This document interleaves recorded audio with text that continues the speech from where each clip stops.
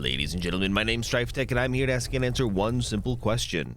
Is it worth your time? On trial today, the Callisto Protocol.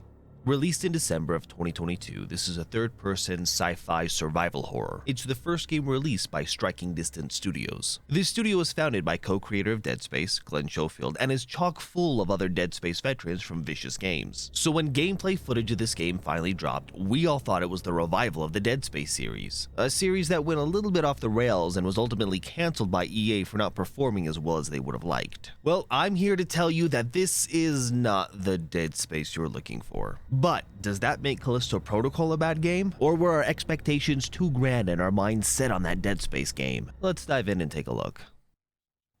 You play as Jacob Lee, a freight pilot who doesn't care what he's transporting as long as he gets paid. After picking up what's supposed to be the most lucrative shipment ever from Black Iron Prison on Callisto, they set out towards Europa. However, not long after departure, they are boarded by a terrorist group called the Outer Way.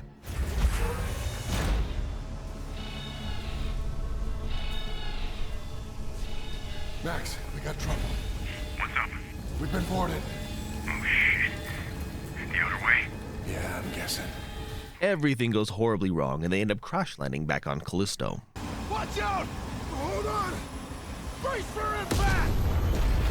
You're saved by a Black Iron guard and then promptly thrown into prison. It's then the outbreak starts, and now your only goal is to survive and escape. And from here on out, you can reliably predict the rest of the story. It basically plays out like a B-tier scary movie or anything from the Sci-Fi Channel. No, that's not to say it's bad, but at the same time, it isn't great. One of the reasons I love the horror genre is that you can do the unexpected and make it work. It can transcend its own genre and become something more. Callisto Protocol doesn't do that. Everything is one-dimensional and nothing is more than it seems. There are a few moments in which you think there might be something more. For example, in multiple places you start to hear these voices.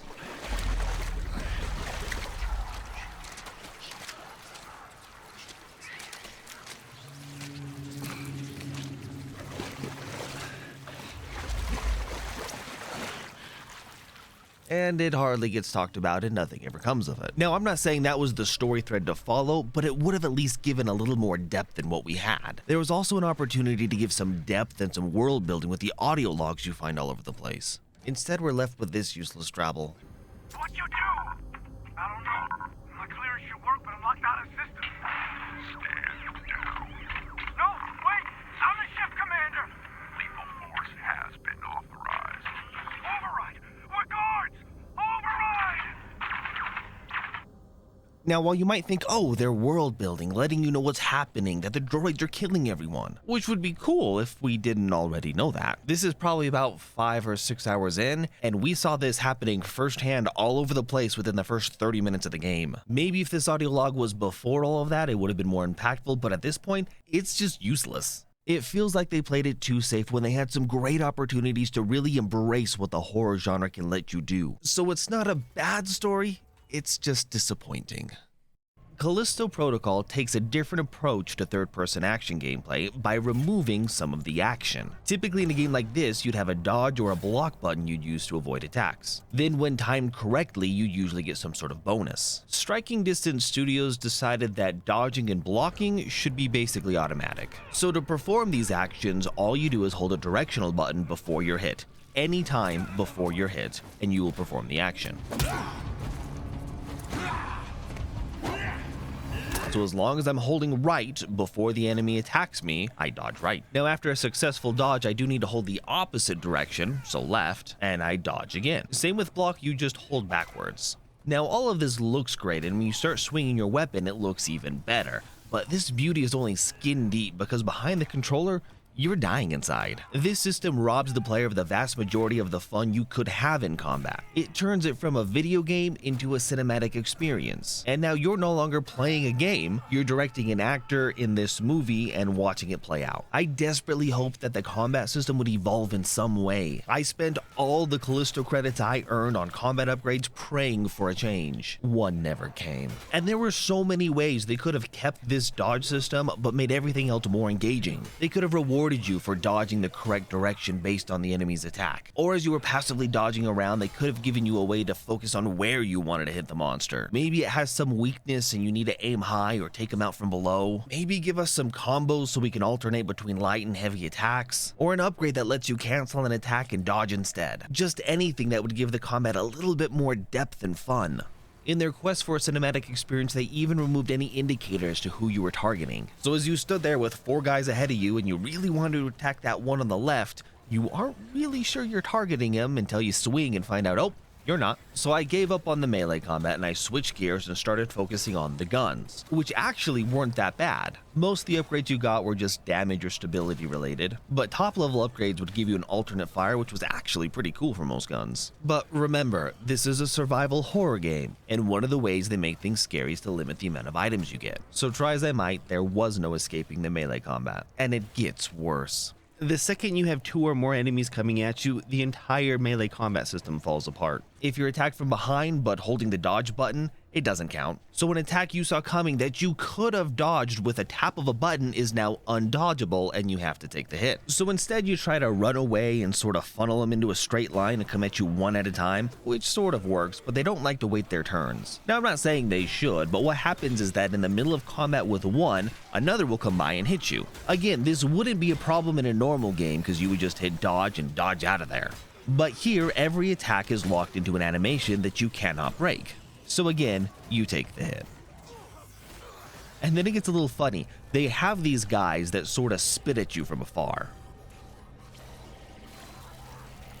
Your dodge and block buttons do not work against these projectiles. So you have to sort of awkwardly maneuver and strafe back and forth as you try to get closer to get a swing off on them. Or if you have the ammo, blow their heads off so they can't spit at you.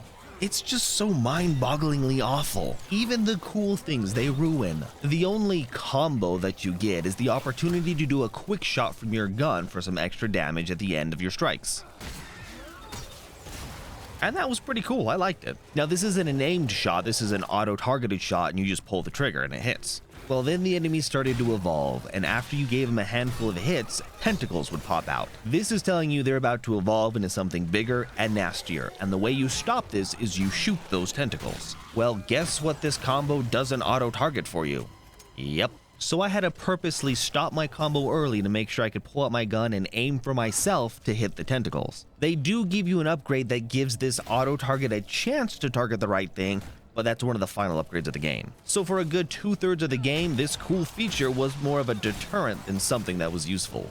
The one saving grace about all of the combat was the gravity glove. It's a simple concept, you can use it to pull items or enemies towards you and push them away. And for whatever reason, this planet is just riddled with spikes on the wall, grinders around, and you just pick up the enemies and shove them in. Any enemy you can pick up with a glove will die instantly when pushed into one of these. It's a fun concept, and we've seen this same thing rehashed in many other games. The problem now is that because it's a one-hit kill, it's the most overpowered thing in the game. Now, when you're not fighting, you're either crawling down vents, shimmying down tiny spaces, and generally being locked into unskippable animations that amount to not playing the game. And it's excessive. I ran into a video on YouTube where Vil Greywish was showcasing at least 27 minutes of his playthrough doing exactly these things. And honestly, this feels like it was on the low end of things. Factor in unskippable death animations, and there's a whole lot of not playing in this game. The last thing I want to touch on is the scare factor. I mentioned before how it's like a B-tier scary movie, and true to that, every single scary thing they try to throw at you is a jump scare. Literally everything, and what's worse, there's only about 3 different kinds they'll throw at you. It's either an enemy popping out of an obvious location, these larvae which are in random chests and lockers that you can't do anything about, or these really long neck biters. This is the one that was scariest of all. Yeah, look at those numbers. Only 2% subbed. Truly terrifying. Like and subscribe. Now don't get me wrong, they do try to make it scary in other ways. None of them land, and one of them is just infuriating. They limit the amount of inventory space you have, making you pick and choose what you want to keep on you and what you want to drop on the ground. But they do it so badly. For example, we'll have a big set piece moment, maybe kill a boss or something, and then we'll come across one of the upgrade machines. You'll sell what you need, buy what you need, upgrade what you need, and then move on. Well, what they like to do is not 3 minutes later, they'll give you some more items you're able to sell. So you have to choose between ammo or a possible upgrade. But it's not really a choice when that upgrade system is only 3 minutes back. So you pick the money items, run back 3 minutes to the machine, figure out what you need, and then come back out again. And the stuff you left is just still sitting there. This not only eliminates the scare factor, it's a complete waste of time. It shows a lack of understanding of what makes the game scary and how players will play the game. I can't see anyone finding these and not just running back to sell them. And it's such an easy fix. Lock the door after the player goes through, or make the upgrade unit only available once, or even better, take those items and move them to a more sensible location. Put them in a place that it feels unfeasible to bring them back. Or even just make enemies respawn. If I knew I had to track back through all the enemies I just killed, I'd think twice about doing it. There's just so many issues with the gameplay, I could go on for quite a while. I haven't even touched the menu system, how it's utter garbage to use and largely unreadable. The level design is a straight line. The environment, though beautiful, is largely empty and not worth exploring. And there isn't anything I'd remotely consider a puzzle. None of it requires any thought. You just do the most basic, obvious action, and that's the answer. It's all just very disappointing.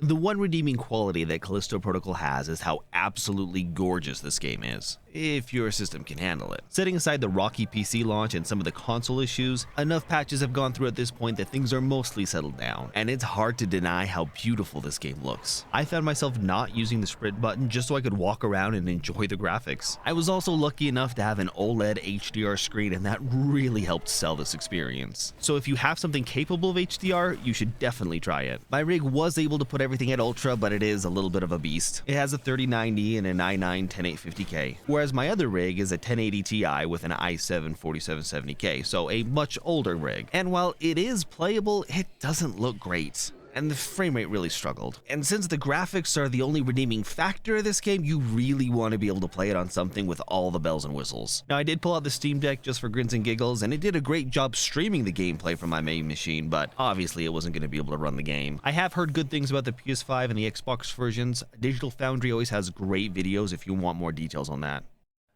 This section should have been a short blurb of me saying something like, it's all ambient effects, it does well to enhance the atmosphere, so on and so forth. But Callisto Protocol has fallen into the trope of overusing their sounds in hope of making things seem scarier. Generally speaking, you shouldn't really notice the sound. It should sort of be in the back of your mind, building up the atmosphere as you move around these creature-infested halls. But what Callisto Protocol does is it pushes everything to 11 and then keeps pushing even when nothing is going on. Here's an example. This area has been 100% cleared, and I've been running back and forth moving fuses around. There are no enemies here. There haven't been for the past 5 minutes, and enemies don't respawn, yet they keep pushing this music on you, trying to force you to be scared.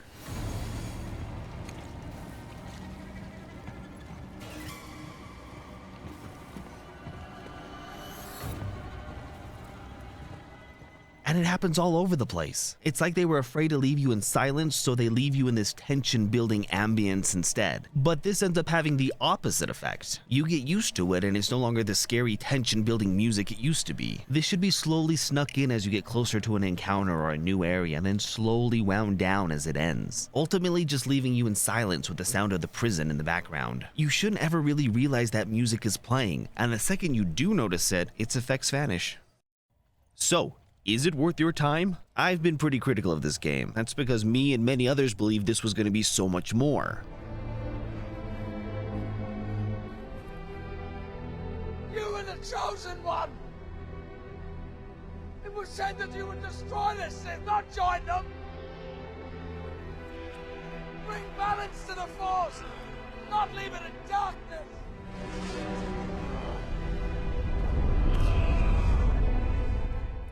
This had all the trappings of being a major success and an incredible game. Now, on the other hand, this is a new studio and they jumped straight into AAA with their first game. And what they produced wasn't bad. It's not like this was their 5th game and they completely missed the mark. It's their first game of a new studio. Now, that doesn't absolve them of all my complaints. I still feel this was more of a cinematic experience and not a video game. Gameplay features were removed without improving or enhancing what was left. If you're looking for a video game to play, this isn't it. If you want that cinematic experience where you can turn off your brain and enjoy some amazing visuals and a predictable story, then yeah, you'll enjoy this. It's like if you're sitting on the couch and you come across one of those B-rated horror movies, sometimes you sit around and watch it. That'd be the equivalent of probably getting this on a sale and knowing what you're getting into. I personally did not enjoy this and find it hard to recommend to most people. I could have endured the gameplay had the story been more intriguing and interesting, or even muddled through the story as long as the combat was fun. But ultimately, it was only the visuals I enjoyed. So at the full price of admission, I